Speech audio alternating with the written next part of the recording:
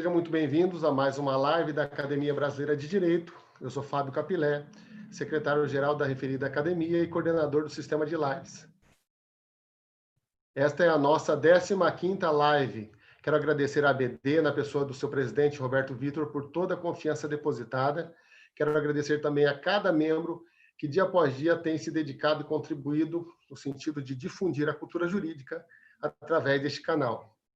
Hoje teremos em nossa live a presença do jurista Lênio Streck, grande professor e doutrinador, conhecido principalmente por seus trabalhos voltados à filosofia do direito e hermenêutica jurídica.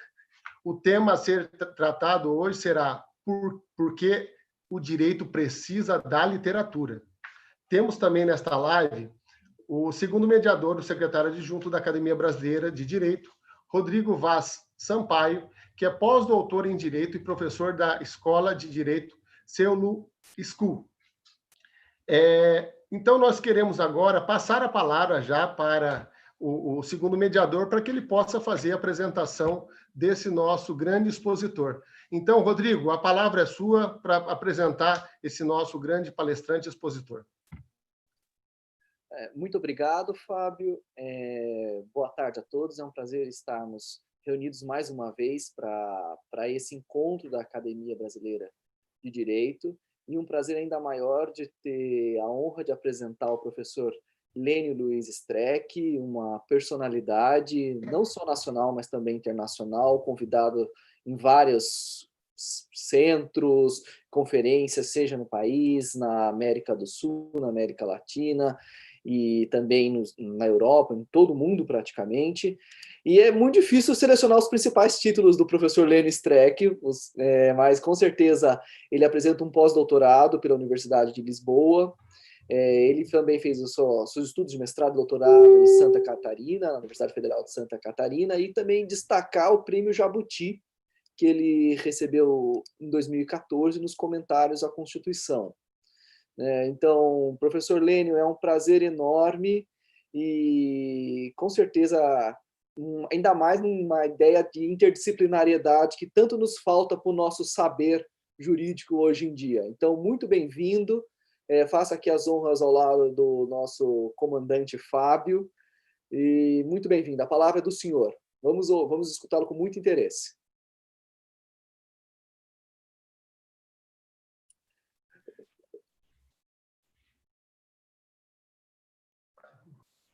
O senhor só precisa... Está ativado. Isso. Agora sim, professor. Bom, muito bem. Boa tarde, Rodrigo. Boa tarde, Fábio. Mandando um abraço para o nosso presidente, Roberto Vitor. Esse tema me agrada muito, né? O Brodsky, que escreveu Uma Face Incomum, né? É um discurso, né, pronunciado quando ele ganha a atribuição do Prêmio Nobel de Literatura em 1987. Enfim, de sua fala depreende-se uma coisa muito importante que nos interessa muito aqui em face do valor da literatura. E ele dizia: todo aquele que se deixa tocar pela literatura será sempre menos suscetível aos encantos da demagogia.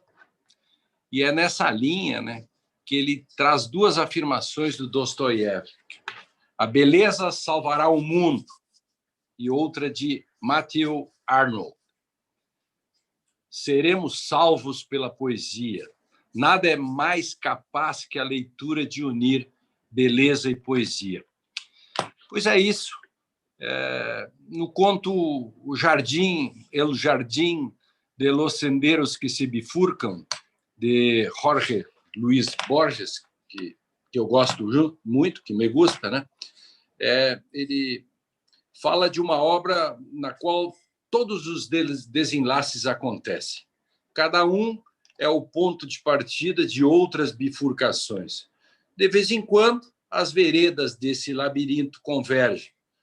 Num dos passados possíveis, o senhor é meu amigo, no outro é meu inimigo. de certo modo, o direito é assim, um ponto de partida de novos pontos de partida, de novos pontos de partida. Não há respostas antes das perguntas. Quem pretendeu dar todas as respostas de forma antecipada foi o positivismo do século XIX. Aliás, quem quer dar as respostas antes das perguntas são aqueles juristas brasileiros que se reúnem para fazer enunciados. Sim, súmulas, enunciados, são respostas antes das perguntas. São psicotrópicos epistêmicos. Para que enfrentar o novo, se eu já respondo antes tudo aquilo? Isso faz parte do mal-estar da interpretação e do mal-estar da hermenêutica dos nossos tempos. E o passar do tempo apenas faz com que as respostas antecipadas mudem ou mudassem de lugar. Antes estavam na lei vista como regra, norma geral abstrata. Depois, e mais contemporaneamente, essas respostas passaram a estar na vontade do intérprete. Como na peça Medida por Medida, de Shakespeare, em que o personagem vai de um salto da plenipotenciariedade da regra para o império da vontade do intérprete.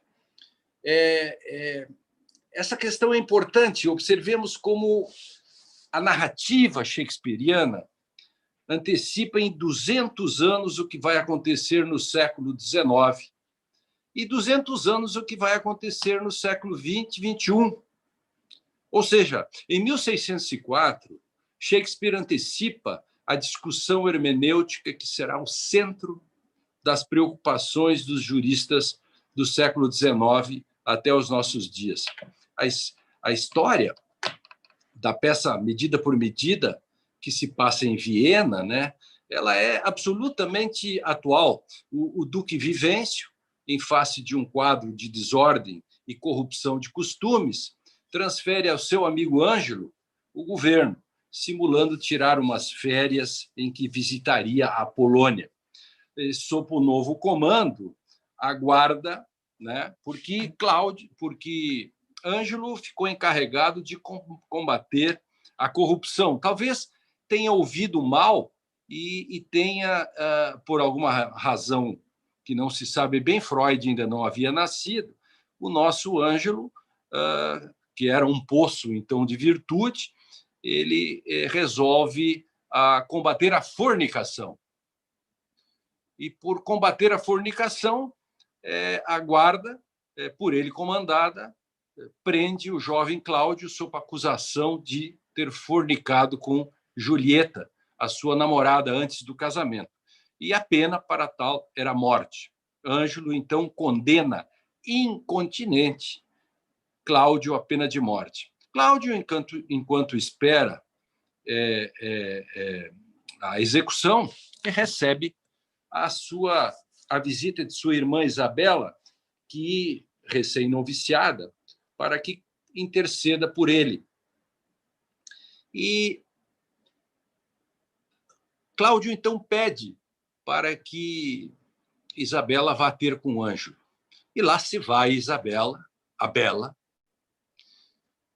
e vai pedir a Ângelo para que perdoe, porque, afinal, Jesus também perdoou, e porque ele teria que morrer por amor, e porque morrer por uma lei que apenas dormitava e foi acordada por Ângelo. Vejam que Kelsen não havia nascido, por óbvio, então não tinha aquela eficácia duradoura, né? Estou usando aqui o duradoura da tradução portuguesa da teoria pura do direito. E lá se foi a nossa bela Isabela e disse para Ângelo tudo isso, e Ângelo lhe respondeu, disse, não fui eu que condenei o seu irmão, foi a lei. Eu sou um escravo da lei. Fosse meu irmão, faria igual. Seu irmão morrerá. Ela insiste, ele diz de novo, ela vai embora, no dia seguinte ela volta e vai pedir de novo. E ele repete, não fui eu, foi a lei, sou um escravo da lei. fosse meu irmão, faria igual, e o seu irmão morrerá. Ela insiste novamente, e nesse momento a concupiscência toma conta totalmente de Ângelo, que desde o dia anterior já ficara com uma pulga atrás da orelha, porque imaginava que debaixo das vestes da recém-noviciada ali se escondia um bípede apetitoso.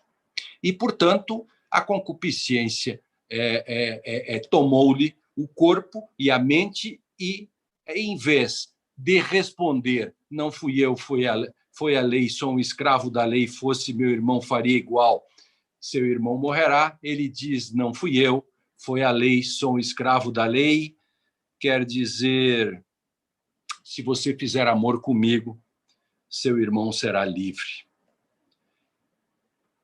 Qual é o pior dos dois Ângelos? O Ângelo escravo da lei, textualista, ou o Ângelo dono da lei, o voluntarista? Os dois são extremamente perniciosos.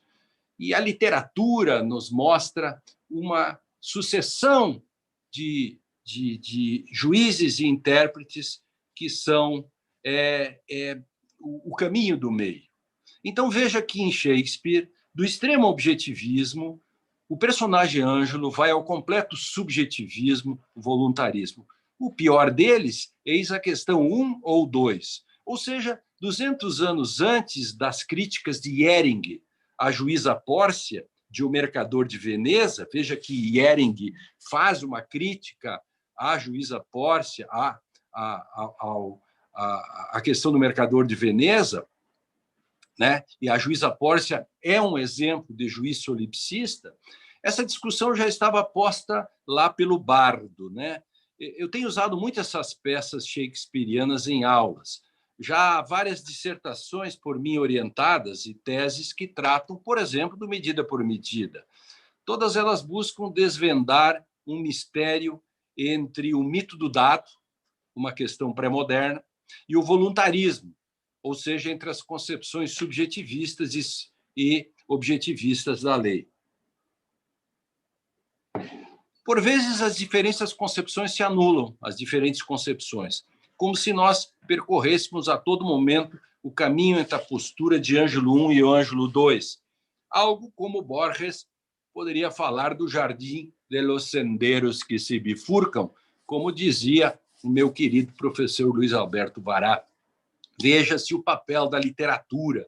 Se, historicamente, o direito era um instrumento de opressão, contemporaneamente as lutas sociais passaram a encontrar no direito um valioso instrumento para não somente emancipar as gentes, como também para colocar um selo de garantia nas conquistas já feitas, para usar aqui uma expressão do grande Elias Dias. E para essa compreensão, nós dependemos do tamanho do nosso mundo, dos limites da nossa linguagem, da condição de possibilidade que temos para poder dizer o mundo. Aliás, como diz Gadamer, ser que pode ser compreendido é linguagem. Pois, nas ideias de Canário, Machado de Assis, antes da institucionalização do sentido, até mesmo do conceito de ideologia, e antes do linguistic turn, o nosso Machado de Assis já falava desses limites. É incrível como a literatura se adianta. Ela faz distopias, ela fala em utopias, mas ela adianta a história. Com o realismo machadiano, né, o nosso Flaubert, nós podemos compreender a noção de imaginário. Se Cornelius Castoriadis e tanta gente trouxe a noção de imaginário, Machado de Assis, no século XIX, disse isso muito antes de Wittgenstein. Antes de Wittgenstein pensar no seu Tratactus, ou depois nas Untersuchungen, das investigações filosóficas, o nosso Machado de Assis, o nosso Flaubert, já trazia isso. Eu gosto muito da história de ideias de Canário. Um homem, o senhor Macedo, vê o canário em uma gaiola pendurada em uma loja de quinquilharias. Ao indagar em voz alta quem teria aprisionado a pobre ave, esta ave, né, o canário, responde: você está absolutamente enganado. Ninguém me vendeu. Aí o senhor Macedo pergunta ao canário se ele não tinha saudade, porque preso estava, do espaço azul e infinito. E o canário respondeu: que coisa é essa de azul e infinito? Então, o senhor Macedo afina a pergunta: que pensas do mundo, ó canário? E ele respondeu com ar professoral, aspas para o canário: o mundo é uma loja de quinquilharias com uma pequena gaiola de taquara quadrilonga pendente de um prego. O canário é senhor da gaiola que habita e da loja que o cerca. Fora dali, tudo é mentira e ilusão. E ainda acrescentou: aliás, o homem da loja é, na verdade, o meu criado, servindo-me comida e água todos os dias. Encantado com aquela cena, o senhor Machado compra o canário uma gaiola nova, leva para casa e passa a estudar o canário e anota toda essa experiência. 3 semanas depois da entrada do canário na nova casa, lá com sua gaiola nova, o senhor Macedo pede para o canário que lhe defina o mundo. E o canário diz: o mundo? O mundo é um jardim assaz largo, com repuxo no meio, flores e arbustos, alguma grama, ar claro e um pouco de azul por cima. E o canário, dono do mundo, habita uma gaiola vasta, branca e circular, donde enxerga o resto, e tudo mais é mentira e ilusão. Dias depois, o canário foge. Triste, o senhor Macedo foi passear na casa de um amigo. Passeando pelo vasto jardim, eis que deu de cara com o canário, no alto de uma árvore. E o canário grita para ele: viva, senhor Macedo, por onde tem andado que desapareceu? Eu desapareci? Você que fugiu? Mas o senhor Macedo então pede, pela 3ª vez, porque a primeira pergunta tinha sido na loja o que era o mundo, depois na casa do senhor Macedo, que era o mundo, e o canário foi aperfeiçoando a visão de mundo, pergunta agora para o canário: defina-me o mundo. E o canário responde: o mundo? O mundo é um espaço infinito e azul, com o sol por cima. Indignado, o senhor Macedo retorquiu-lhe: ô canário, o mundo era tudo, inclusive a gaiola e a loja de quinquilharias. E o canário responde: que loja? Que gaiola? Estás louco?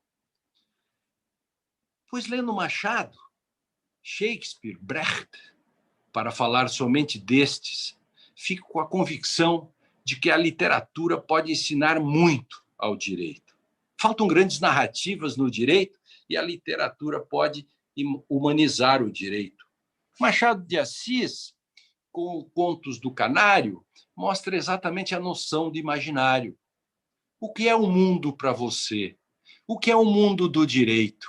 Quem leu apenas um manual vai definir o mundo e o direito através de um manual. Quem leu um texto de filosofia do direito vai definir o direito a partir do seu manual e o livro de filosofia do direito. Quem leu um tratado sobre direito e filosofia vai definir o mundo a partir do seu manual, do livro de filosofia, do tratado, e depois vai ler Working, e o mundo será tudo isso, porque o mundo vai alargando na medida que você vai aumentando a sua linguagem. Bom, há vários modos de dizer as coisas. Uma ilha é um pedaço de terra cercado por água, mas também pode ser um pedaço de terra que resiste bravamente ao assédio das águas. É comum dizer que o galo canta para saudar a manhã que chega, mas quem sabe ele canta melancolicamente a tristeza pela noite que se esvai. Veja como é bela a descrição do quase afogamento de César em Júlio César, a minha peça preferida, Rodrigo.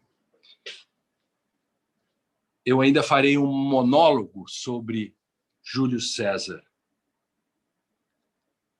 Veja esta passagem contada por Cássio, tentando fazer uma intriga para com Brutus, que, claro, como sabemos, depois assassina César. Conta, então, Cássio, de uma feita, numa tarde nublada e tempestuosa, em que o Tibre, agitado, se batia dentro das próprias margens, perguntou-me César: Cássio, ousarias atirar-te junto comigo na corrente infensa e nadar até ali? Mal acabara de falar-me, vestido como estava, joguei-me na água e a seguir chamei-o, o que ele fez de fato. A correnteza roncava, nós lutávamos contra ela com membros indefesos, apartando-a a sua fúria, opondo o ousado peito. Mas antes de alcançarmos nossa meta, César gritou: socorro, Cássio, afogo-me. Então, da corrente do Tibre, tirei o exausto César. Esse Deus agora estava mudado em homem. Que Deus é esse que não sabe nadar? Na Espanha, César apanhou uma febre. E quando o acesso lhe vinha, notei bem como tremia. Sim, esse Deus tremia. Seus covardes lábios ficaram pálidos e os mesmos olhos que ao mundo todo inspiram medo, o brilho agora perderam. Muitas vezes ouvi gemer, sim, essa mesma língua que os romanos deixavam estupefactos, levando-os a guardar os seus discursos. Ah, gritava tal qual donzela doente: água, Titínio, água, dá-me um pouco d'água.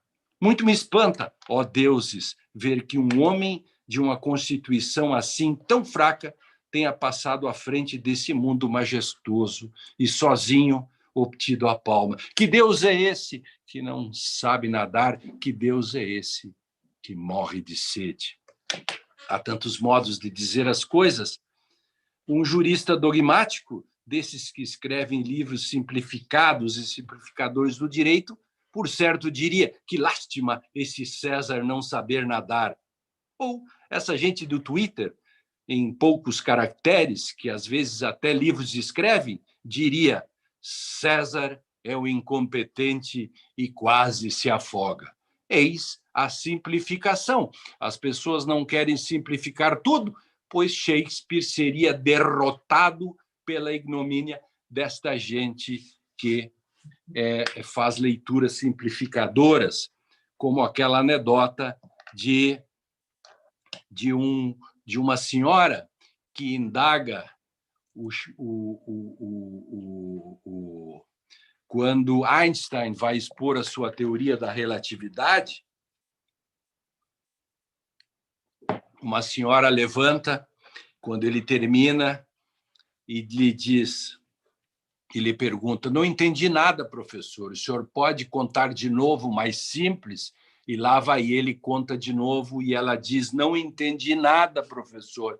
E pela 10ª vez ele repete, e finalmente a mulher levanta e diz: sim, agora eu entendi, professor, muito obrigado. Ele diz: pois é, não me agradeça, porque o que eu acabei de contar já não tem absolutamente nada com a minha teoria, porque é impossível simplificá-la. Pois muito bem, quando as práticas jurídicas, olhando as práticas jurídicas, parece que a realidade não nos toca. Mas as ficções, sim. Com isso, confundimos as ficções da realidade com a realidade das ficções.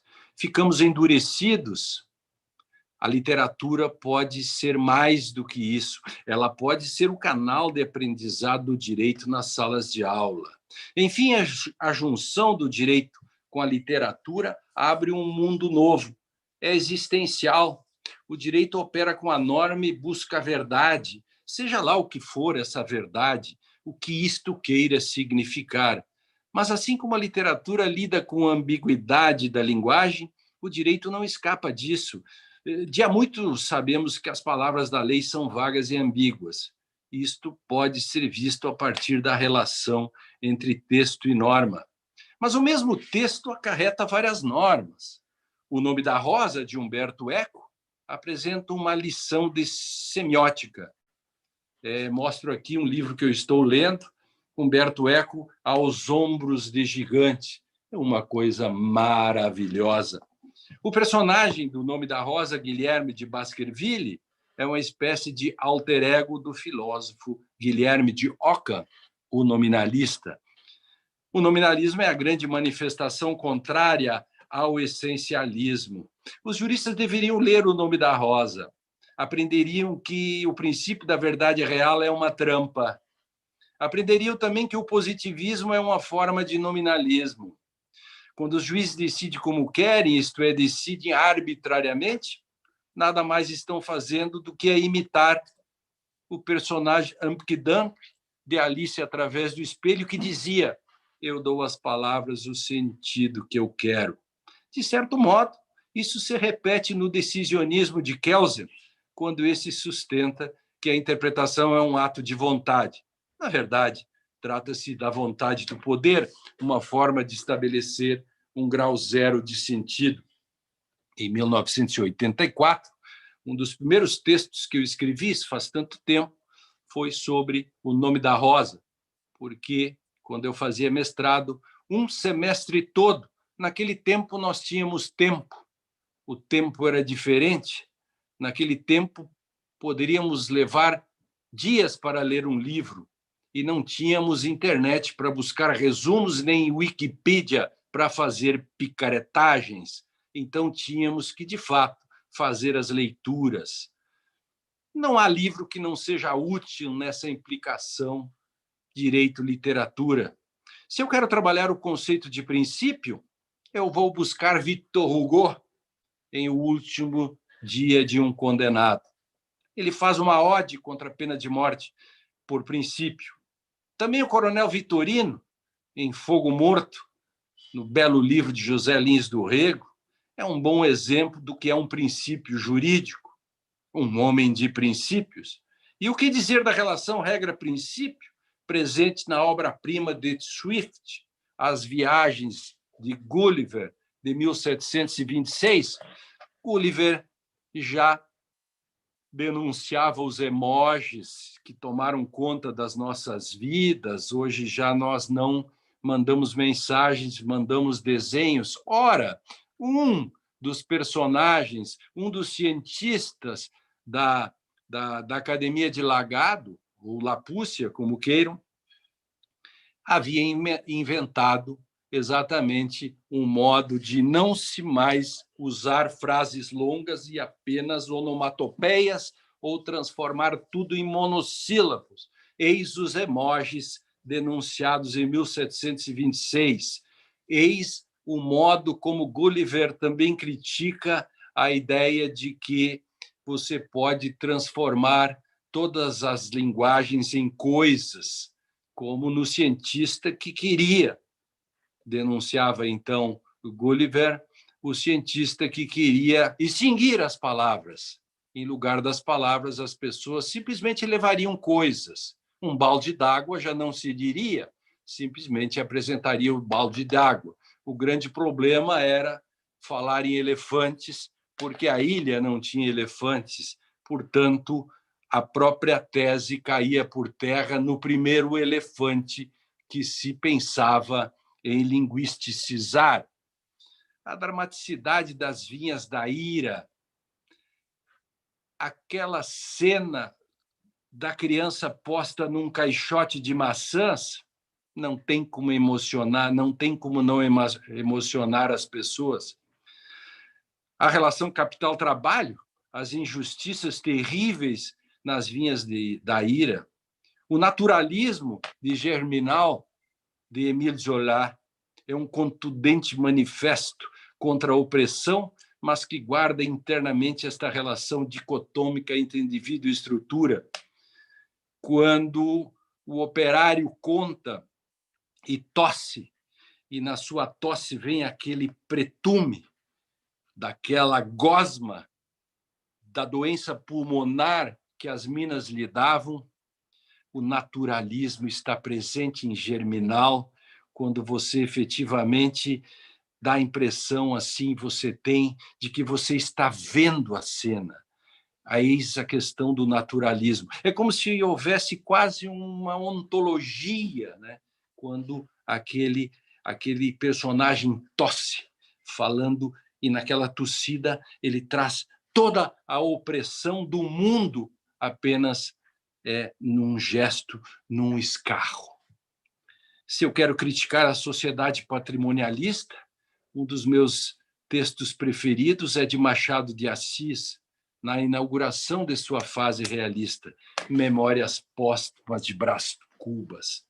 Pode haver melhor representação do imaginário estamental brasileiro do que Brás Cubas, que se orgulhava de nunca ter trabalhado na vida e nunca ter derramado uma gota de suor para ganhar o pão de cada dia, e que tinha um escravo que terceirizava as surras. Existe melhor maneira de discutir direito e linguagem, ou palavras e coisas? Enfim, essa angústia que assalta o homem desde a aurora da civilização e que atravessa mais de 2 milênios do que Grande Sertão, veredas, onde o mato não tem fecho. Foi onde eu nasci. Lá não tinha, lá o mato não tinha fecho. Otelo pode não ter explicitamente uma relação com o direito, mas se queremos saber a diferença entre o essencialismo ou o paradigma da metafísica clássica, o que dá no mesmo, com a modernidade, devemos ler com cuidado e atenção os movimentos de Otelo e Iago.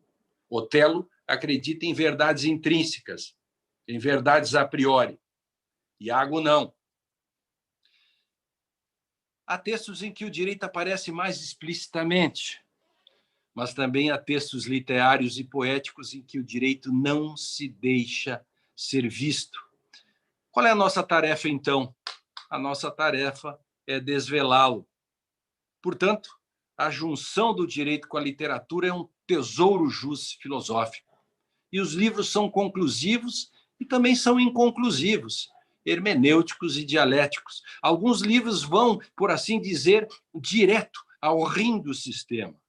Eu cito de pronto Ilusões Perdidas e o Coronel Chabert, ambos de Balzac. A crítica ao sistema judiciário francês do século XIX atravessa o tempo, é atemporal, como, aliás, deve ser a literatura.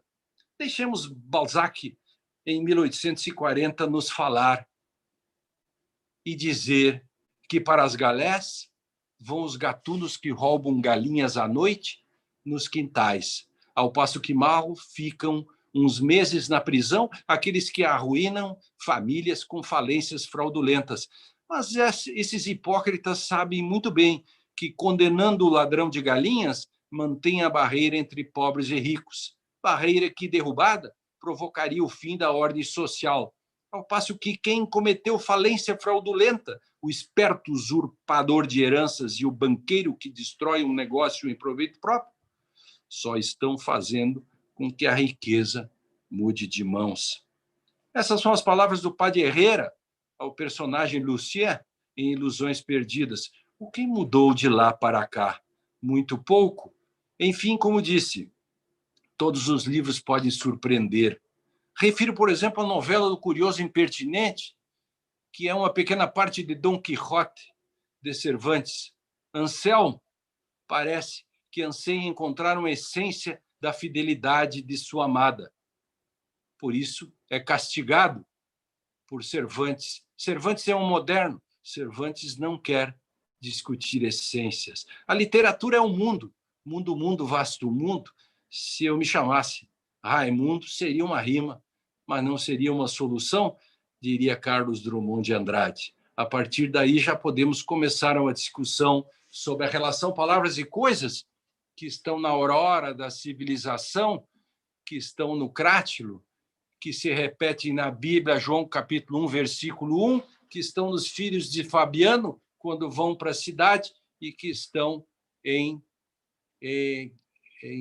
100 anos de solitude, de solidão, quando, naquela pequena Macondo, aquelas coisas ainda eram tão recentes que, para nos dirigirmos a ela, nós ainda tínhamos que apontar com o dedo, porque elas não tinham nome. Da justeza dos nomes, um dos capítulos principais do maior livro de filosofia da linguagem já produzida, O Crátilo na Aurora da Civilização, Platão, pela boca de Sócrates.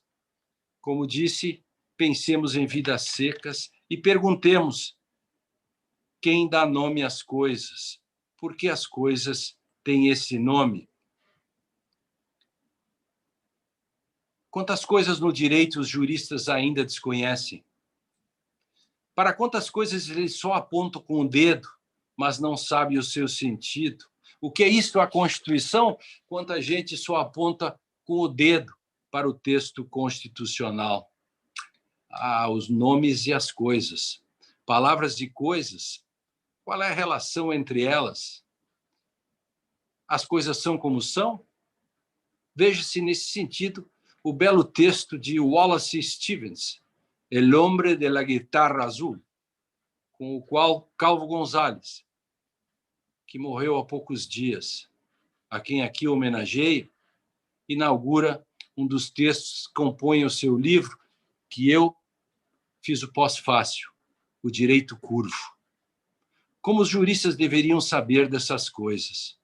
Deveriam saber que nem as coisas são como são e nem as coisas são só porque querem que assim sejam. Mas isso é tão antigo.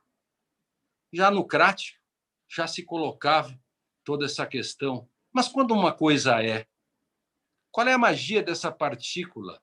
Heidegger chega a dizer, perguntando, lá na página 96 da tradução brasileira de seu Heráclito, que eu sei de cor, está no lado esquerdo da página. Que tragédia seria para a humanidade se nos fosse tirada esta partícula é? Só que ele mesmo diz, o pior de tudo é que isto já aconteceu desde há muito e o ser foi esquecido. Nesse ritmo, não pararia, porque posso emendar um livro no outro. Aliás, como diz Eco, um livro sempre fala de outros livros. Como em Borges, cada um é o ponto de partida de outras bifurcações. E Gadamer ensina, não existe a primeira palavra e nem a última, acrescento eu, por suposto. Maravilhoso, Lênio. Que explanação profunda. Eu diria o seguinte, eu diria que é uma referência para que, principalmente os jovens, os acadêmicos, os novos profissionais, eles possam, inclusive, estabelecer uma meta, inclusive, de busca da literatura como forma de melhor se preparar para o futuro, se preparar exatamente para implementar os seus conhecimentos nas próprias demandas e fazer com que isso também seja um elemento engrandecedor para o seu dia a dia, em termos de qualidade da própria vida. Então, com base nisso, o Antônio Cândido, né, em seu texto Direito à Literatura, ele afirma que a literatura é um direito da humanidade. Um direito fundamental. Isso, pois o ser humano não passa um dia sequer sem ficcionar ou fabular algo sobre a vida, e, nesse sentido, a literatura age na formação do caráter do sujeito. E aí eu faço a primeira indagação sobre esse aspecto, esse universo da literatura, voltado exatamente, porque as pessoas olham para você, Lênio, elas ficam pensando, pô, eu sou uma luzinha e nós temos aqui o Lênio, que é uma árvore de Natal, um céu estrelado, onde consegue conectar todas as informações através do conhecimento profundo, não só do direito, mas também de toda a literatura. Então, eu indago, Lênio, com base nisso, com base na sua inspiração, com base na sua experiência de vida, como podemos estabelecer uma solução, uma fórmula para que haja um namoro apaixonado entre a literatura e uma geração acostumada com as sinopses? Bom, quem faz sinopse não faz... Quem lê sinopse não faz sinapse, né? Para começar. Exatamente. E nós criamos um imaginário da simplificação. E uma certa pós-modernidade que se coloca criou esta facilitação, o Homo sapiens. O Homo sapiens é um homo perigoso. É um sujeito perigoso porque ele pensa que ele é o cara que pode dizer o mundo a partir de si mesmo. Ele é uma espécie de Humpty-Dumpty, de Alice através do espelho, porque o grande problema do direito, por exemplo, mas não só do direito, desse mundo relativista que nós vivemos, é um pouco daquilo que é o conceito de sujeito solipsista. O conceito, a tradução de solipsista, né?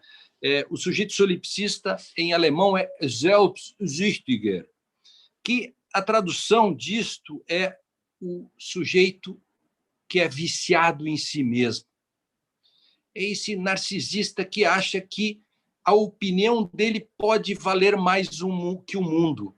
A charge perfeita para isso, desse Homo sapiens, deste indivíduo não dividido, aquele que acha que pode dizer o mundo desafiando a estrutura da intersubjetividade, né? Como se ele ainda fosse uma mônada, né? É aquela charge do sujeito que está caindo do avião e do lado cai outro, e aquele que está caindo tem um paraquedas e avisa o que está caindo, dizendo: você está sem paraquedas. E o do sem paraquedas diz: que nada, isto é só na sua opinião. Esse é um pouco desse sujeito, desses tempos da internet, do Homo sapiens, do sujeito que textos de mais 10 linhas ele chama de textão, que caem nas armadilhas. Hoje eu vi nas redes que uma moça sedizente jurista que nunca estudou direito, que disse que tinha doutorado, pós-doutorado e dava cursos, inclusive em faculdades, descobriram que isto não existe, e ela tinha 188 mil seguidores.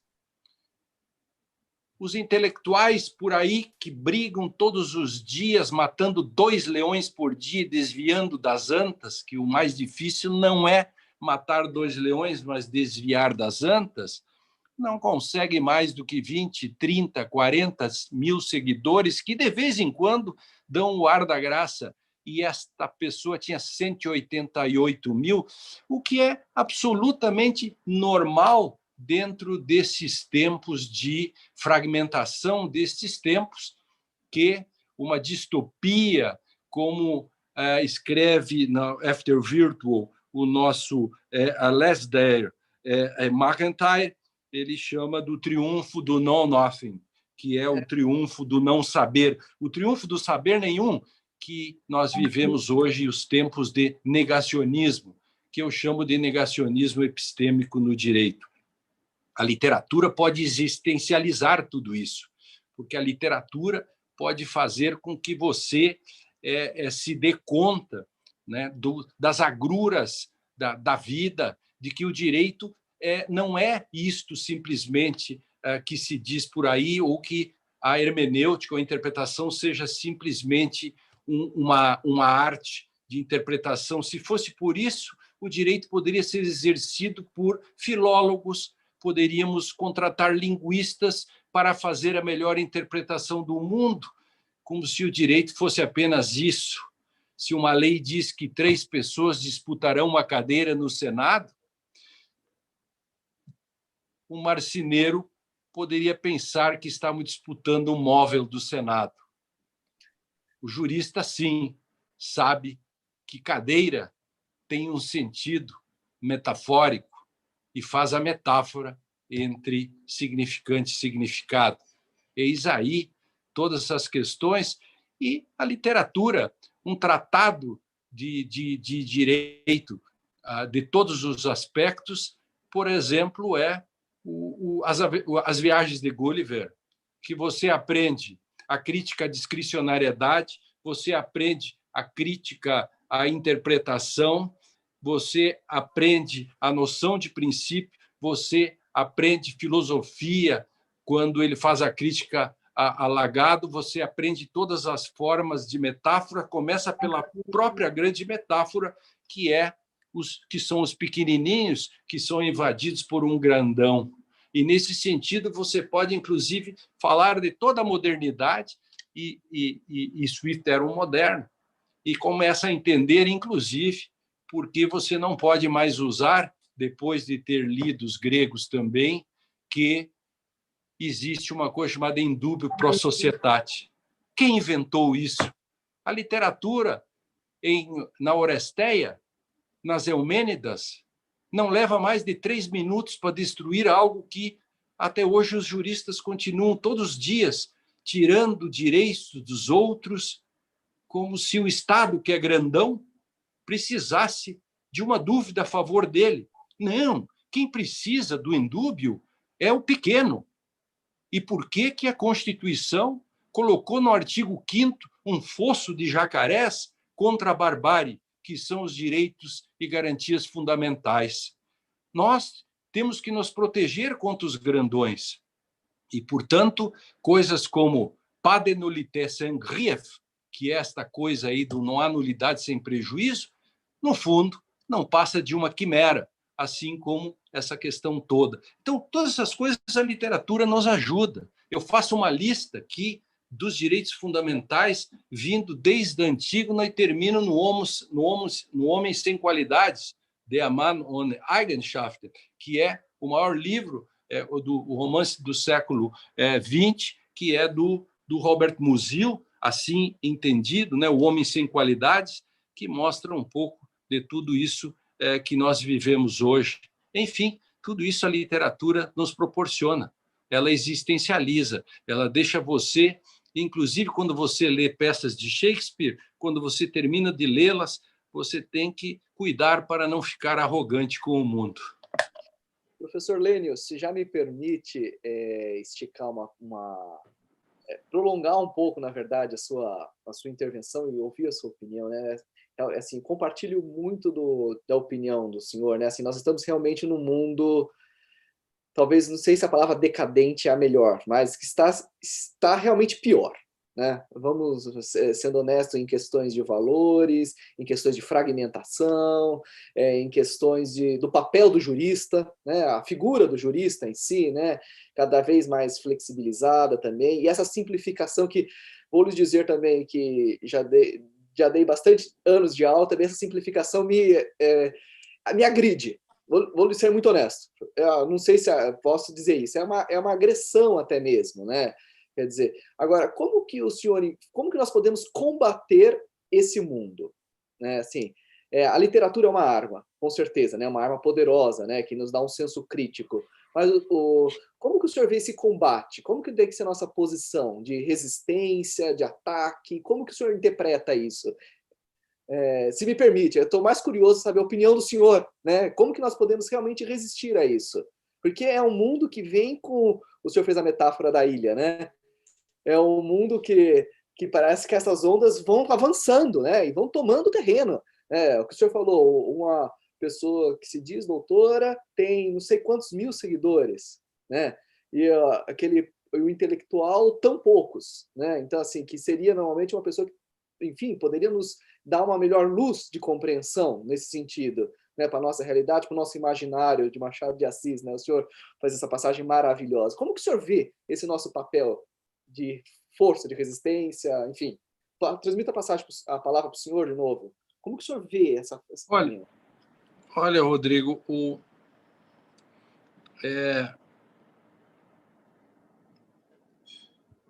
imaginário da simplificação, o homem, o homo simplificado, o cara, ele é pernicioso, e o que nós precisamos efetivamente é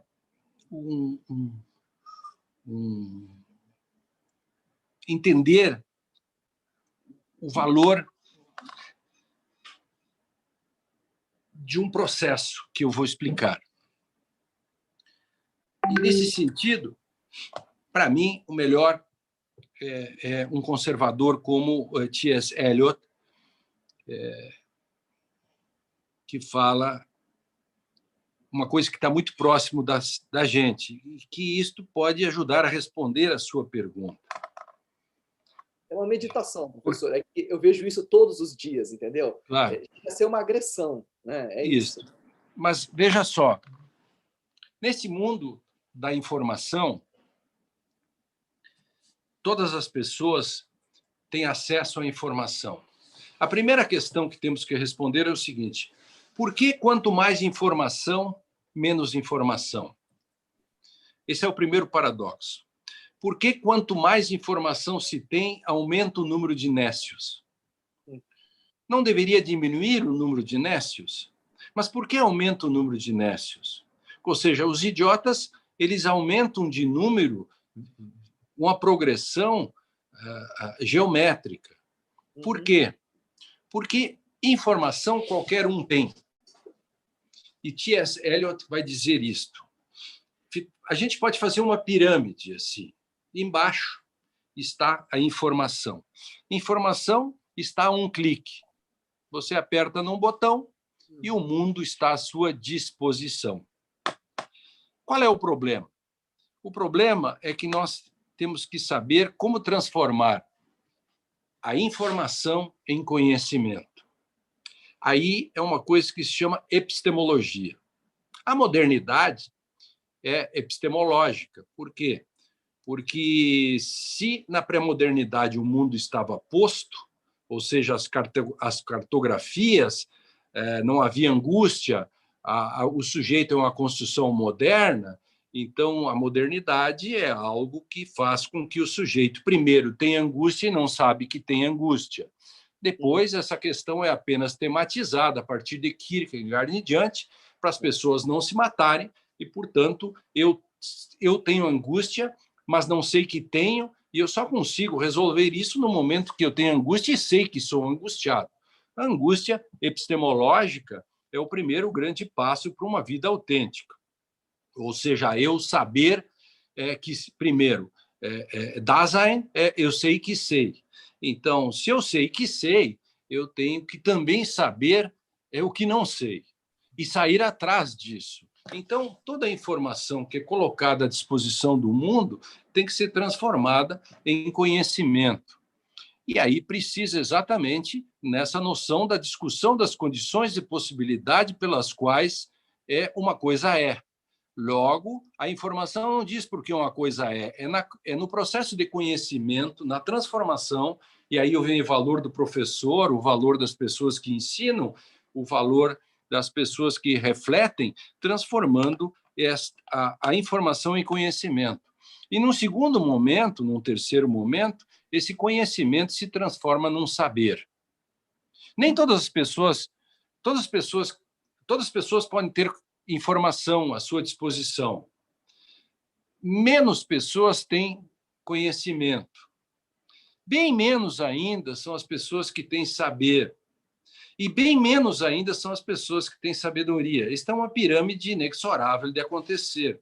Então, a grande questão é como nós podemos transformar a informação em conhecimento, conhecimento em saber e o saber em sabedoria. O grande problema aí é que nós estamos confundindo. Disse por aí que a tecnologia vai transformar o direito ou vai transformar o ensino jurídico. Não. Isso é impossível de acontecer. As coisas que eu escrevo com a tecnologia, mas não é a tecnologia que... Eu apenas uso. Isso é uma ferramenta. Ela tem que estar à minha disposição. Evidente. A técnica não pode tomar conta de mim. Então, esta coisa que se diz por aí de juízes robôs e tudo isso, isso só mostra que a humanidade está regredindo. Do modo como nós estamos indo, nós vamos voltar a ter 34 dentes. Nós já evoluímos e temos 32 e 4 são inúteis, né? Exato. Tem gente que tem 28, que os sisos, enfim, 30 são inúteis, mas nós vamos voltar a ter 34, vamos voltar a ser focinhudos, porque já as pessoas não sabem mais escrever à mão, não exercitam o cérebro, por escrever à mão é um processo de exercício. Eu escrevi sobre isso no Conjuro outro dia. Esse conjunto de coisas todas fazem com que você tenha que se dar conta, né, dessa maré que existe. Eu vou citar de novo o T.S. Eliot. Num país de fugitivos, quem anda na contramão parece que está fugindo. Eu estou na contramão. Eu tenho convicção de que eu estou na contramão. Agora, os outros que estão fugindo acham que eu sou o fugitivo. A questão é saber, nós temos que identificar os que andam na contramão. Que os fugitivos são maioria. Infelizmente, né? Digamos assim, né? E eu sou anti-maioria. Querem ver uma coisa? Tem uma frase num banheiro de Buenos Aires que é genial, que diz assim: comam.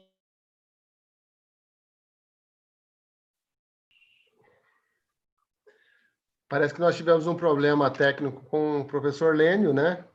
Já ele já deve estar voltando. E aí a gente vai já indagá-lo para que ele possa repetir essa frase, né? Que ele tanto nos deixou todos na expectativa aqui. Aí ele agora teve um problema técnico, teve que sair agora da sala, ele já retorna e a gente já estabelece aqui toda a nossa dinâmica. Enquanto isso, nós já vamos ver aqui, ó, as pessoas que estão aqui no nosso chat, o Timóteo Bezerra, a Elcione Rodrigues, o Flávio Albuquerque, tem uma pessoa aqui de Lisboa, inclusive, né? Não dá para identificar, só está aqui a Lagoa dos Santos, Elisângela Soares. Deu um tilt aí, né? Tá? Professor, olha, nós estamos apresentando o chat aqui rapidamente, professor, aí depois a gente vai querer voltar naquela sua frase lá da Argentina, viu? Aquela sua frase que a gente ficou, todos ficaram aqui na expectativa. Deixa eu só apresentar aqui essas pessoas que estão aqui, a gente já volta nessa frase. Nós temos aqui a Stephanie Connor, é tão prazeroso ouvir o professor Lênio Streck falando, sensacional. Temos a Magnólia Silvestre, temos Antônio Carlos Tavares de Melo, sensacional. O Raimundo Campos, ele fala, é um verdadeiro professor, em sua melhor definição. O Gabriel Araújo, Lênio é um gênio. Acabar logo essa pandemia para tirarmos outra foto, né?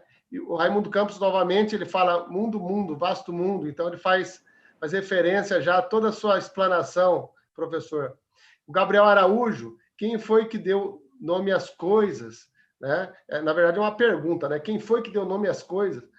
E o Gabriel, ele também parabeniza, salve as palmas, né? Elcione Rodrigues, bravo. Temos ainda a participação da Elisângela Soares, da Edinete Regina, da Marita, de Lourdes. E também nós temos uma pergunta aqui também, professor, para depois a gente fazer aqui. Mas eu acho que essa pergunta até ela já foi contemplada, tá? Ele faz até uma referência aqui, o Bruno Furtado, ele faz uma referência ao Harold Bloom.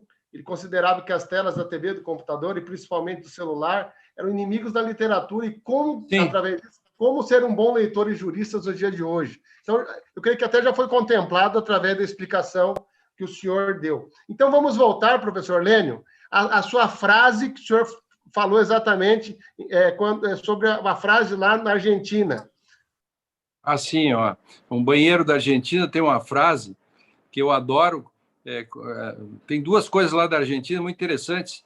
Uma delas numa livraria lá tem uma caixinha com vidro e dentro tem uma Constituição e do lado tem um martelo. Se der uma crise, se der uma crise na democracia, quebre o vidro e use a Constituição. Essa é muito interessante. A outra é uma frase no banheiro. Assim, comam mierda. 1000 millones de moscas no pueden estar equivocadas. Então, é um pouco... eu não gosto de maiorias, acho que são sereias, sou um contra-majoritário, por isso que em terra de fugitivos, que anda na contramão parece que está fugindo. Então, cada vez que alguém me diz mas a maioria, ou não sei o quê, voz das ruas, essas coisas assim, eu me lembro da frase do banheiro de Buenos Aires. As moscas não devem estar equivocadas mesmo, por isso é melhor comer merda, né? Então... Maravilha. Olha, só para consignar aqui, que também temos no nosso chat, nós temos aqui também a Ildete Regina Vale Silva. Eu não sei dizer se estamos vivendo o pior ou tendo consciência que o pior é real e não ficção. Né? Então, a gente não ouvi porque cortou. Tá? Então, a Ildete Regina Vale da Silva, ela fala que eu não sei dizer se estamos vivendo o pior ou tendo consciência que o pior é real e não ficção. Então, ela faz uma dura crítica, né, à nossa situação atual. Professor Rodrigo, tem alguma consideração a fazer? Eu ia perguntar para o professor Lênin, aproveitando, ele fez menção a um trabalho maravilhoso do Shakespeare, né? Otelo. De quem? Um trabalho maravilhoso. Do Shakespeare, Otelo. Me refiro a Otelo. Otelo, que depois virou uma ópera. Viraram, na verdade, não só, mas eu me refiro à ópera do Giuseppe Verdi, do final do século XIX, Otelo. Tá. Que pena. Que pena, né? Mas eu não ouvi. Tá cortando, tá trancando, eu não ouvi. Tá, deixa eu ver como eu vou fazer. Repete, Rodrigo. Vou repetir. Professor, vê se me escuta melhor agora. Vou falar mais pausado também. Né? Que corta aí, tem um problema na sua internet aí. Mande-me então o número da sua conta para eu mandar uma contribuição para melhorar a sua internet. A Fundação Streck. Eu colaboro, professor, eu ajudo também, eu colaboro. A Fundação Streck se propõe a pagar uma parte. Com referência ao Otelo, qualquer coisa o Fábio replica a minha pergunta. Com referência ao Otelo. Otelo, de Shakespeare. De Shakespeare. E que depois vira uma ópera do Verdi. E produzido uma ópera Verdi, cortou também. Uma ópera do Verdi. Isso. Nós temos o personagem do Iago e nós temos o personagem que é do um chato. Que é um chato. O chato é o Otelo, para mim. E tem o Iago, né, que atua de uma maneira circunstancial, acho que posso dizer dessa forma, né? E existe o Otelo, que representa ali um herói, né, que chega de uma campanha, né, propriamente. O senhor vê os nossos juristas hoje em dia próximos a Iago ou próximos a Otelo? Será que é possível fazer essa... Não é possível. Não ouviu, que pena. Ele quer saber se os juristas de hoje eles estão mais assim representados pela figura do Otelo ou do Iago. Como é que é? Se os juristas de hoje eles podem melhor ser representados pela figura do Otelo ou pela figura do Iago. Não, os juristas de hoje são chatos como o Otelo. Viu? Eles são chatos como o Otelo. Eu acho que o Otelo é um chato, entendeu? Fica procurando uma espécie de verdade real, essas coisas assim, sem muita substância. Então, eles são muito mais Otelo, sim. Iago está muito poucos por aí. Então, eu acho o Otelo um chato. Assim, o Otelo é um pouco... também é o Anselmo, da novela de um curioso impertinente. Quem não leu, eu recomendo a leitura. O Anselmo é um chato, porque imagina o seguinte, o Anselmo é um cara rico, bonitão, tinha uma Ferrari, isso lá em 1600 e pouco, né? Imagina como era a Ferrari lá. Tinha uma Ferrari, um castelo, um pai rico, e namorou a moça mais bonita, a mais bonita de todas. Era a Miss da época lá. Modelo, era uma espécie de Gisele Bündchen da época, e casa com ela. E era rica também. Quer dizer, o que você quer mais? O cara tinha uma Ferrari, e aí ele desconfia dela. Não desconfia, mas ele quer a fidelidade fundamental. Então, ele contrata o seu amigo Lotário para que vá lá fazer um teste e fique tentando a sua bela namorada, esposa. E o Lotário diz, não posso fazer isso, sou seu amigo. Ele insiste, e o Lotário diz, eu não vou fazer. Aí ele disse, está bem, você é meu amigo, não vou fazer, eu vou contratar alguém para fazer. Aí o Lotário disse, não, aí também não vai, né? Vou eu mesmo para o sacrifício. Aí foi para o sacrifício, efetivamente. E aí acontece, obviamente, o que eu quod plerunque acide, né? Para dizer uma frase em latim, que é o que comumente acontece nessas circunstâncias, e lá se foi o boi com a corda. Qual é o lance aí? Termina numa tragédia. E por que termina numa tragédia? Porque Cervantes é um moderno. Ele castiga Anselmo. Assim como Otelo foi castigado também. É assim que funciona. Os modernos são terríveis, eles são muito bons. Swift, com todo o cinismo, com todas as questões que ele tinha lá nas relações pessoais dele, na busca do poder que ele tinha, e por isso faz toda a crítica nas viagens de Gulliver, mas, por outro lado, ele tem uma crítica, né? Ele é um moderno, assim como Shakespeare, o mais moderno de todos, como Harold Bloom vai dizer, né? O Harold Bloom, que diz que Shakespeare é o moderno dos modernos, é o protótipo, e, por outro lado, também o próprio Cervantes. Então, a gente pode olhar por ali de como os personagens são tratados. E acho que o autor dá uma castigadinha no personagem que faz cagada, né? Como você disse.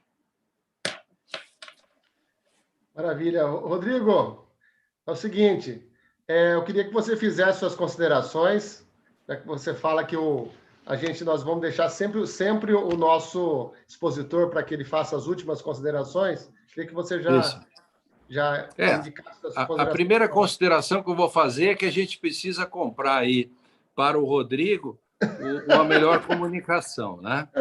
Então, Rodrigo, depois você me manda aí inbox o número da conta, mas eu preciso também de um recibo e tal, porque a Fundação Streck passa por auditorias públicas, né? E não pode parecer ser simplesmente uma doação, ele precisa ter um caráter social. Accountability, né? Accountability, né? Então, eu quero dizer para vocês, mandando um abraço para o nosso presidente e mandando um abraço para vocês, que essa temática do direito e literatura, né? Eu bati o recorde já, né? Porque eu vou pedir para entrar no livro dos Guinness, porque nós já gravamos 383 programas de direito e literatura nos últimos 11 anos, e estamos no ar, portanto, todos esses livros que vocês estão falando, de alguém fã, nós já falamos sobre ele, nós já gravamos, eles estão tudo que é lugar, eu li eles de algum modo. Então, portanto, eu gosto tanto disso que isso mudou a minha vida. Então, duas grandes questões nesse plano epistemológico e hermenêutico, né?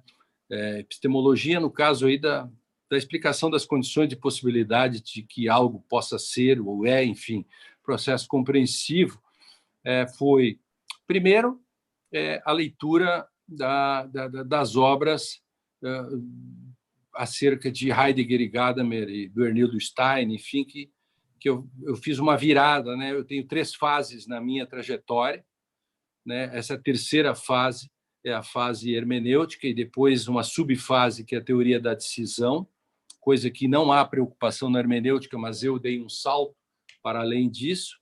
E, do outro lado, o segundo aspecto existencial foi exatamente a trazer a literatura para dentro disso. E antes mesmo das discussões do working, né, que é a questão do romance em cadeia, o nosso modo, o meu modo de ver a literatura, que a gente, quando construiu o primeiro projeto sobre isso, direito e literatura, é diferente do que se faz em outros países ou como nos Estados Unidos. Lá se faz direito e literatura com literatura que trata especificamente de direito. O que nós inauguramos foi uma coisa diferente. Você pode tratar de livros que não falam nada de direito, não tem absolutamente nada de direito, mas nós fazemos aquilo que o Harold Bloom vai chamar de desleituras. Ou a gente pode brincar com isso chamado de um grande palimpsesto, né? Em algum lugar está ali o modo de como o direito se coloca na nossa cotidianidade. Esse é o ponto. Um abraço a vocês. Foi um prazer. Contem comigo para essas questões importantes. Quando eu tiver tempo, puder fazer, tiver de bom humor para fazer isso também, tem que também estar de bom humor, gostar de fazer, porque tem dias que eu não estou muito afim. Hoje até que eu estava afim de fazer isso e, portanto, por isso que ficamos mais de hora conversando aí, tá bom? Abraço a todos. Obrigado. Maravilha. Olha, nós queríamos, Rodrigo, suas considerações. Não, agradecer. Vou sair aqui porque eu não sei ver aqui. Opa, aqui. Ótimo. Nós gostaríamos de agradecer, Rodrigo, você pela participação, o Lênio, que acabou de sair também, pela brilhante palestra, exposição. Falar que o Rodrigo é uma pessoa também, um grande estudioso do direito e sempre tem nos apoiado aqui brilhantemente em todas as lives. Gostaríamos de agradecer também a toda a Academia Brasileira de Direito, através dos seus membros, sem os quais nós não conseguiríamos desempenhar esse papel à frente da academia. Gostaria de agradecer as pessoas que participaram no chat, principalmente queria pedir desculpa para aquelas que eu não tive condições, inclusive, de fazer menção, e também gostaria de agradecer a grande patrocinadora desse evento, que é a Online Certificadora, que ela, sem a qual também nós não teríamos condição técnica de estar desenvolvendo um trabalho tão legal e tão bonito. Agradecemos a todos vocês e na próxima quinta nós estaremos aqui novamente para tratar sobre o assunto do direito, buscando a difusão jurídica não só para o país, mas para todo mundo. E saiba sempre que a ABD está conectada em você. Olha, uma boa noite a todos, muito obrigado e estaremos sempre aqui dispostos a fazer o melhor do direito para que vocês se sintam cada vez mais com conhecimento jurídico latente e à disposição sempre. Muito obrigado.